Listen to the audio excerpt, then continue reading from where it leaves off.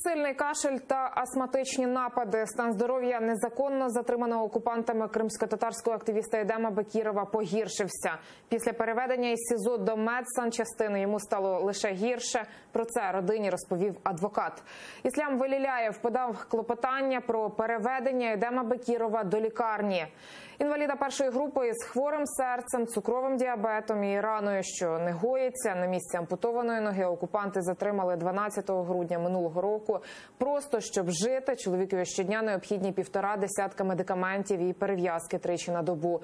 Трохи більше року тому Едем Бекіров пережив надскладну операцію на серці. На данный момент у него пошла сыпь по всему телу. Что это и от чего это, нам неизвестно. Уровень сахара также высокий, то есть выливают количество инсулина очень большое, но при этом показатель сахара остаются высокими.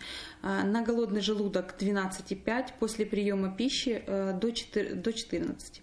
Присутствует одышка, кашель, который переходит в астматический приступ, поэтому он находится постоянно в сидячем состоянии, то есть спать он практически не может. Мой отец находится в критическом состоянии, и каждая минута жизни у него на счету.